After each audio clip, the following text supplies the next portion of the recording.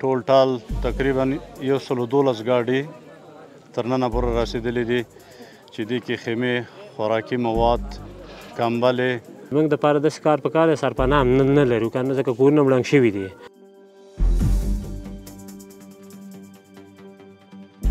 اوس د کور او ښار جوړولو وزارت محترم وزیر صاحب اړوندو ریاستونو ته هدایت کړی ده تر څو په کونړ کې د دغو کلیو چې کورونه پکې له منځه تللي دي د دغو کورونو د بیا جوړولو لپاره لاس په کار شي.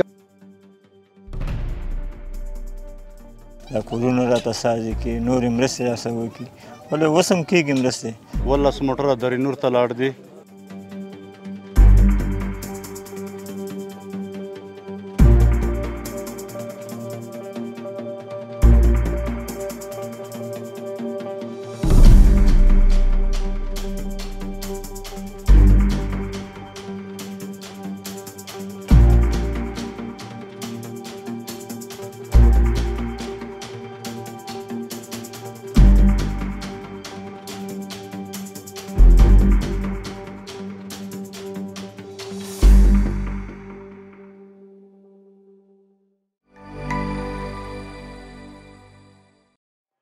متحده امارات د اسلامي امارت په همکارۍ د کونړ زلزله ځپلو ته کورونه جوړوي. د متحده عربي امارات د سفارت استازی وایي چې دوی د اسلامي امارت د ښار جوړونې له وزارت سره په ګډه کار کوي څو د کونړ ولایت د زلزله ځپلو لپاره د استوګنې کورونه جوړ کړي.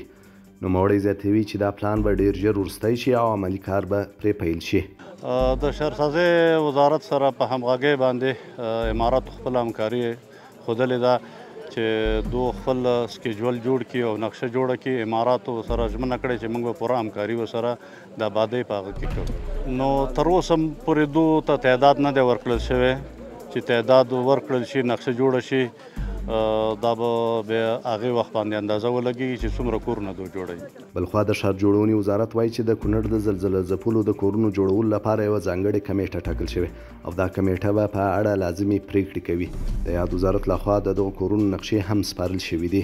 اوس د کور او ښار جوړولو وزارت محترم وزیر صاحب اړوندو ریاستونو ته هدایت کړی ده تر څو په کونړ کې د دغو کلیو چې کورونه پکې له منځه تللي دي د دغو کورونو د بیا جوړولو لپاره لاس په کار شي او هغه نقشې او ډیزاینونه ترتیب کړي چې د کونړ د جغرافیوي وضعیت سره سمون وخوري، هلته د خلکو د کلتور او هغه د اسلامي یا د فرهنګي لحاظه هم سازګار اوسیږي. په دغه نقشو باندې کار پیل کړي تر څو عملا ساحه کې بیا تطبیق شي او که په راتلونکي کې ورته پیښې رامنځته کېږي چې هغه د ګواښ او د زیان کچه یې کمه یا هم له صفر سره ضرب شي.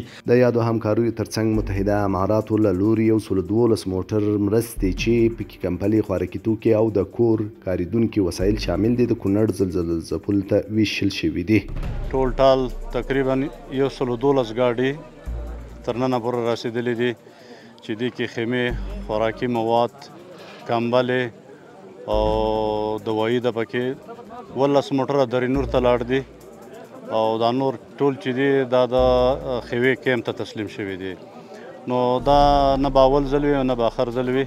د اماراتو کومکونه را روان دي. همدارنګه د متحده عربي امارات د امیر په امر یوه بله کښتۍ چې 300 ټیلره موټر، خوراکي توکي او نور اړین وسایل پکې بار دي ډېر ژر به افغانستان ته راورسیږي څو د کونړ په زلزله ځپلو وویشل سي. نو کښتۍ کې چې کوم معلومات موږ لرو د 250 نه تر 300 پورې ټیلره مواد دي پکې چې دې کې د ویلچر هم شته دی، چپرکټونه هم د هسپتالو شته، خرماګانې، کمپلې، یعنې لوازم ټول ورکې موجود دي او دا به انشاءالله راځي ټول به د کونړ ولایت د زلزله ځپلو خلکو دپاره تسلیمیږي. د کونړ د څوکۍ او نورګل ولسوالۍ اوسېدونکي د حکومت او نړیوالو خیریه بنسټونو مرستې ستایي او وایي چې یادو مرستو یې د ژوند ستونزې راکمې کړي. الحمدلله موږ سره مرستې روانې دي ډېرې او کېږي، نور هم کېږي، کومک شوی دی او بیا هم کېږي. ولا مرستې دا کېږي، نور هم کېږي، خو کورونه خلکو ویجاړ شوي دي، کورونه ځایونه نشته دی.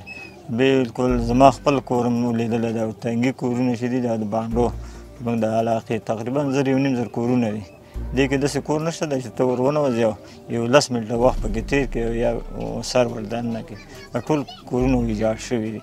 باید دا ده چې نړیوال کومک وکړي را سره دا کورونه راته سازي کړي نورې مرستې را سره وکړي ولې اوس هم کېږي مرستې او کم دغه شوي دي موږ سره چې کوم مرستې شوي دي هغه ته رسېدلي دي او دلته موږ ته دغه شوي توزیع شوي دي او زموږ دپاره داسې کار پکار دی سرپناه هم نه لرو که نه ځکه کورونه مړنګ شوي دي چې موږ ته سرپناه ځای راکړي داسې یو ځای کې ځای راکړي چې هغه ځای کې مناسب ځای او دا ځایونه هم خراب شوي دي د غرونو نه لاندې غرونه باندې روان دي او غرونه هم دغه کېږي کورونه نور بیا له غرونه وي.